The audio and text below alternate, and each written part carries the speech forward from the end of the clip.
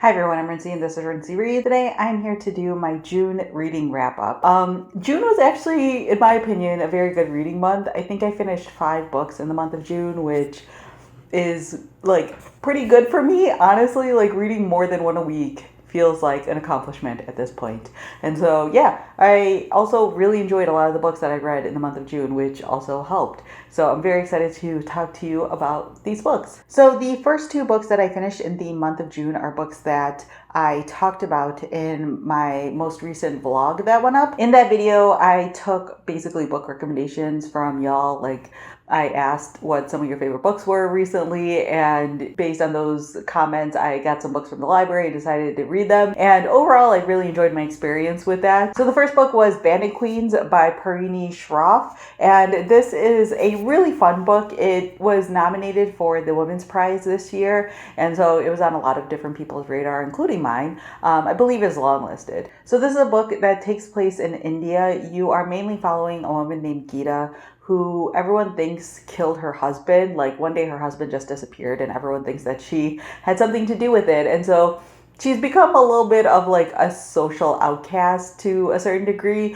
but she is part of this group that gets like micro funding for their different businesses and things like that. She makes jewelry. And the story begins basically with one of the women in the group asking for Geeta's help to get rid of her husband. And it basically starts off like a series of like hijinks and events. This is a really fun book to read. I feel like it's a nice like summer read if you're looking for something that's lighthearted, a little bit silly. This is a really good book to pick up. You definitely have to like suspend disbelief when it comes to some of the hijinks that these characters get into, but it's very like witty. There's a lot of really fun dialogue back and forth between some of the characters, and it's definitely a book that I could see why a lot of people really enjoy. It's not necessarily one of my favorite books that I've read recently, but it was a really fun one to read. So I feel like if you want something that's a little bit funny, a little bit over the top, then this would be a really good one to pick up. Next, I listened to the audiobook of Demon Copperhead by Barbra Kinsolver,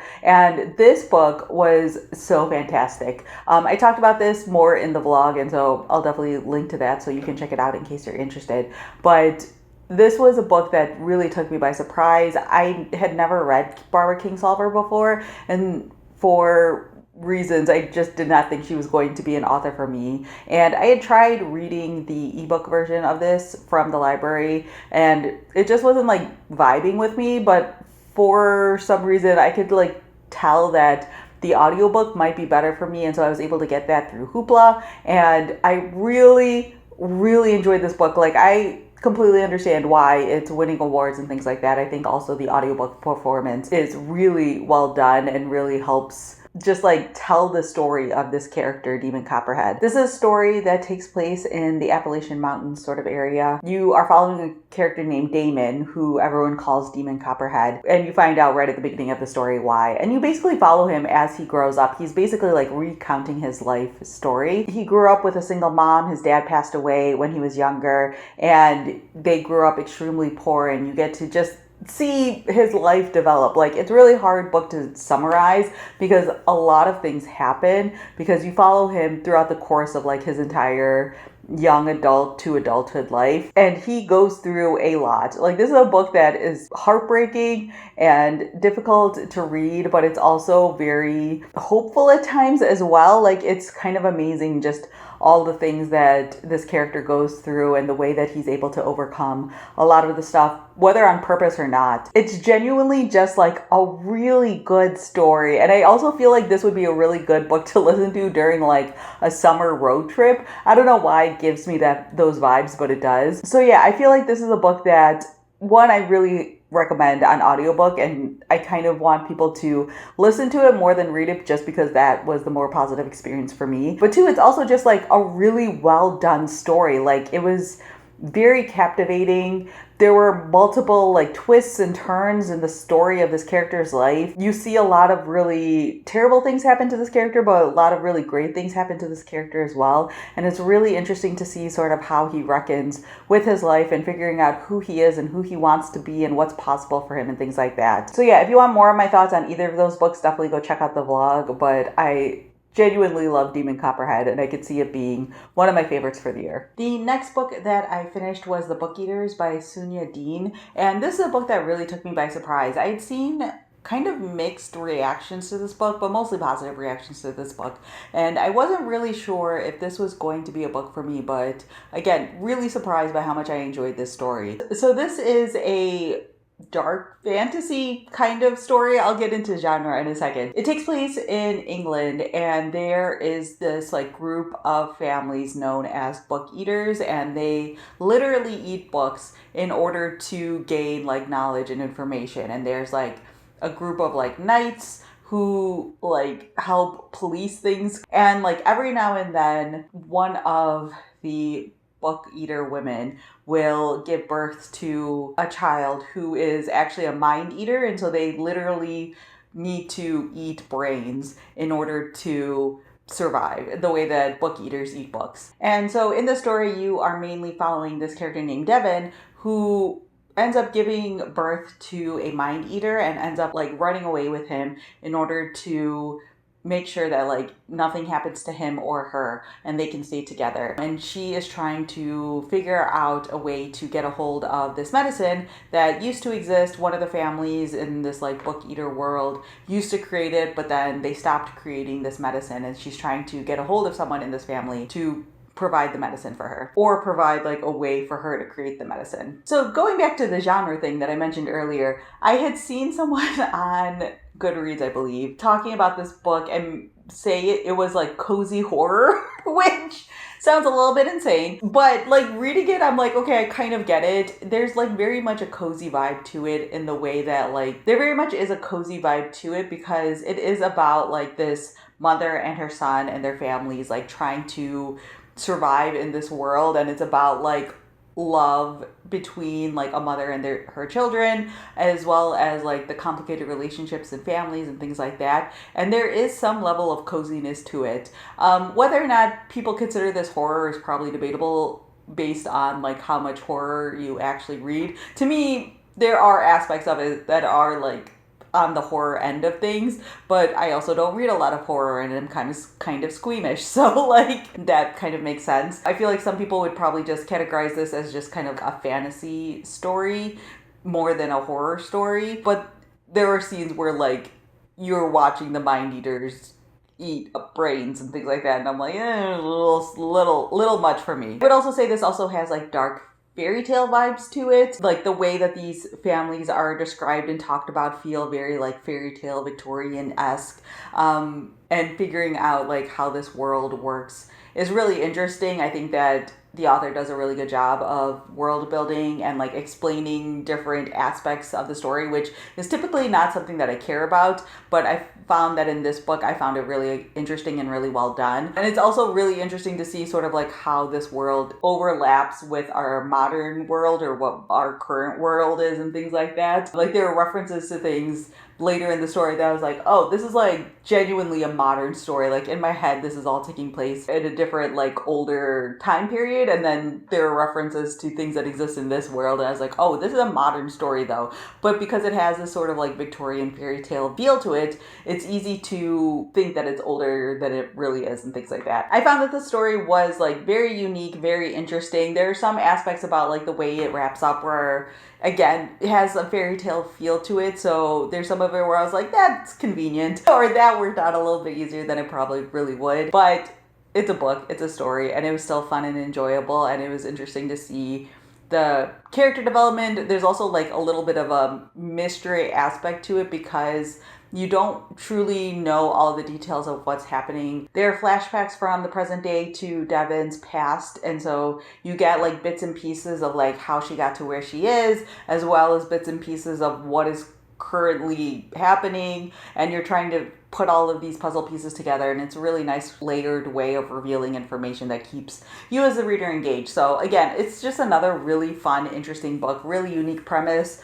If you're extremely squeamish, don't pick up this book, but I feel like even if you are someone like me who doesn't pick up a lot of horror books, this one would still be worth picking up. All right, the next book that I finished was A Death in Tokyo by Keigo Higashino, and this was translated from Japanese by Giles Murray. This is a mystery book, and it's the third book in the Detective Kaga series. So Keigo Higashino has, I believe, 2 series that have been translated into English, and so there is the Detective Galileo series, and then there's the Detective Kaga series. So this is the Detective Kaga series. So the story begins in Tokyo, Japan, and you see the security guard who sees a man sort of like staggering on this bridge, and the security guard initially thinks that this is just like a drunk guy staggering along the bridge, but then he eventually realizes that this is a man who's been stabbed, and by the time the ambulance gets there and things like that, he has died. While trying to figure out what exactly happened here, there is another man who is involved in a car accident while trying to get away from the police,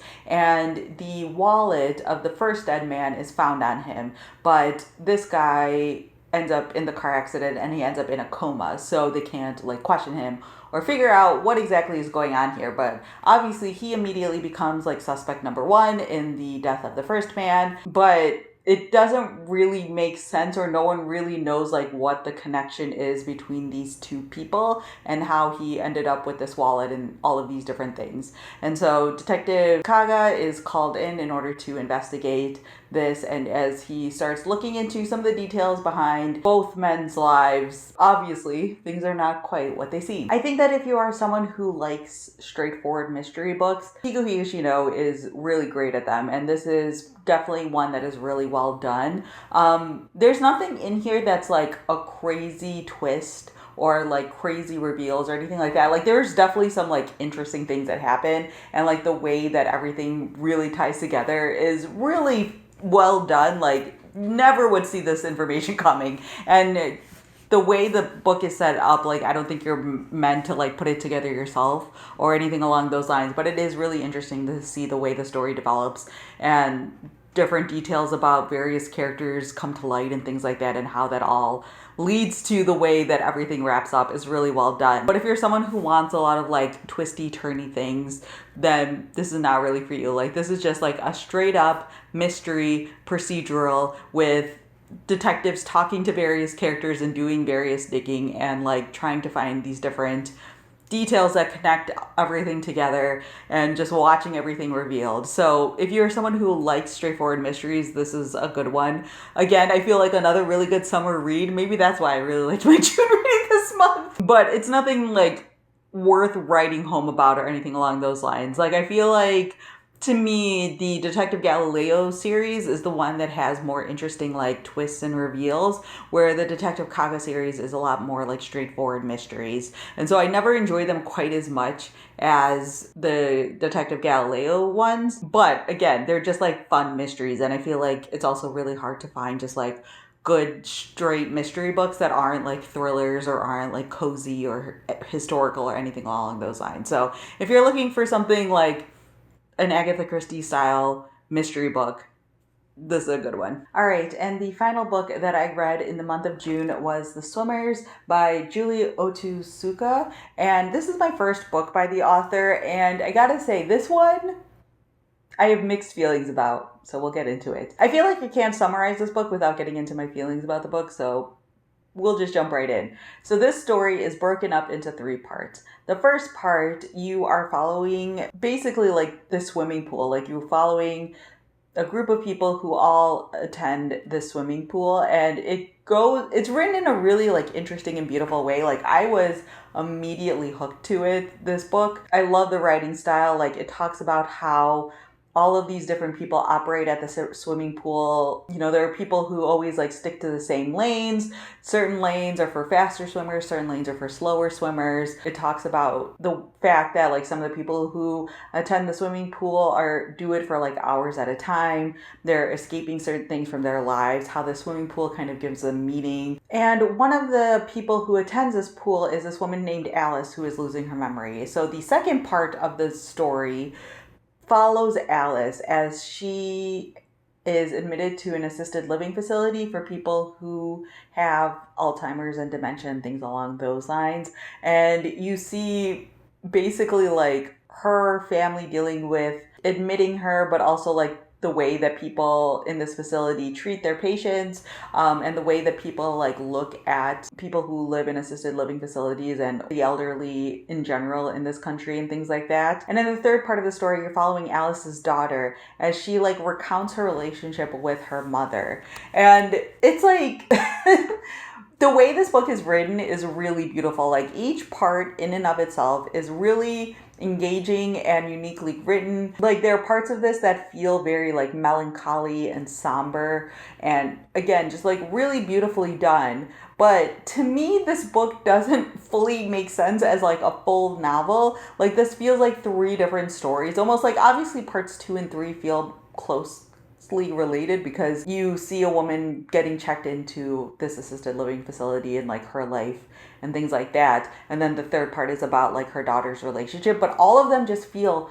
so completely different from each other that it's hard for me to love this book as a whole. And I think part of it is also like that first part to me was so unique. It's written in, I believe, like a we sort of format. I don't know what that tense is called, but it's like written in like a collective we, and it's just like so unique, and there's like a quirkiness about it that's really interesting. And I honestly probably would have loved this book a lot more if it was like a collection of like linked short stories where you're following like different people who all attend the swimming pool. But because you're following one character for 2/3 of this book, that entire intro doesn't really work for me and doesn't really make sense to me. Just like why you would set it up like that. Like in my head, that should just be a whole nother separate thing. Or like a shorter part, maybe in a different part of the story. Like you still could have done 2 and 3 without doing 1. I just as the book went on, I just couldn't really wrap my head around why it was written in that way. And it made me enjoy parts 2 and 3 significantly less. So yeah, like part of me really loves this book, and I love the writing style, and I love like some of the parts individually, but as a whole, it just didn't really work for me the way I was hoping it would. So that's everything I read in the month of June. Let me know down in the comments below if you read any of the books that I talked about here today. Or if you want, you can let me know what your favorite read of June was. So yeah, that's all I have for now, and thanks for watching.